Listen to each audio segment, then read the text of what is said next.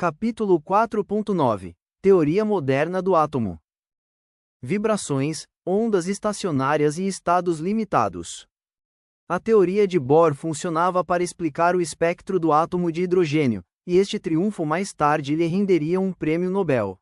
A principal fraqueza da teoria é que não poderia oferecer uma boa explicação de como estas órbitas impediriam o elétron de irradiar sua energia para longe, e o primeiro a admitir esta limitação foi o próprio Bohr. A única justificativa para a proposta de Bohr, além dos resultados, vem de sua analogia com certos aspectos do comportamento de sistemas mecânicos de vibração. Considere uma corda de violão. Para que a corda produza som quando puxada, ela deve estar fixada em cada extremidade, ou seja, o sistema deve ser limitado, e deve estar sob tensão. Nestas condições, uma perturbação transversal é contrabalançada por uma força restauradora, a tensão da corda, de modo a estabelecer uma vibração sustentada. Quando a corda é amarrada em ambas as extremidades, se impõe uma condição de limite muito importante no movimento. Os únicos modos permitidos de vibração são aqueles cujos comprimentos de onda não produzem deslocamentos nas extremidades limitadas da corda. O modo de vibração de energia mais baixo apresenta a meia onda, cujo ponto de deslocamento máximo é colocado no centro da corda. Em termos musicais, isso corresponde à nota fundamental em que a corda é afinada e corresponde ao número quântico de 1. Os modos superiores, conhecidos musicalmente como sobretons, contêm 2, 3, 4 ou mais pontos de deslocamento máximo e mínimo ou nós, espaçados uniformemente ao longo da corda, correspondendo a números quânticos maiores e energias superiores. Um tipo semelhante de quantização ocorre em outros instrumentos musicais, por exemplo, em um órgão de tubos, onde ocorrem vibrações de acordo com o comprimento da coluna de ar ou em um tambor, que tem uma membrana esticada. Essas vibrações são restritas a certos padrões simples e fixos, conhecidos como ondas estacionárias. A analogia com o átomo pode ser vista imaginando uma corda de violão que foi fechado em um círculo que corresponde à órbita do elétron e a condição de limite é que as ondas não devem interferir sobre si mesmas ao longo do círculo. Esta condição só pode ser atendida se a circunferência de uma órbita pode acomodar exatamente um número inteiro de comprimentos de onda. Assim, apenas certos raios de órbitas eletrônicas e energias são permitidos. Se uma corda de violão é tocada com tanta força que quebra, a força restauradora e as condições de limite que restringiram seus movimentos às frequências harmônicas deixam de existir, assim como a restrição ao seu movimento.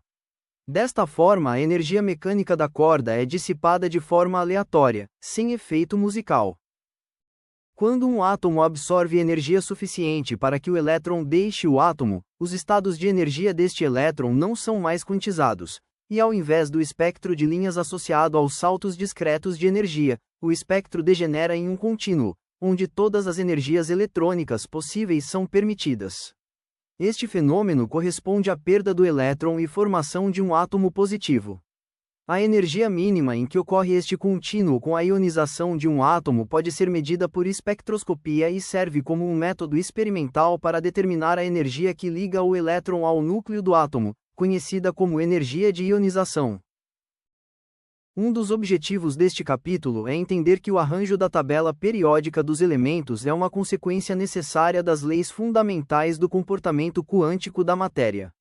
A teoria moderna do átomo usa a dualidade onda-partícula da matéria. Para apresentar e desenvolver esta teoria com todo o formalismo, seriam necessárias algumas ferramentas matemáticas que estão além do escopo deste curso. Portanto, vamos apresentar a teoria de forma semi-qualitativa, enfatizando seus resultados e suas aplicações, ao invés de sua derivação. A equação de Schrödinger.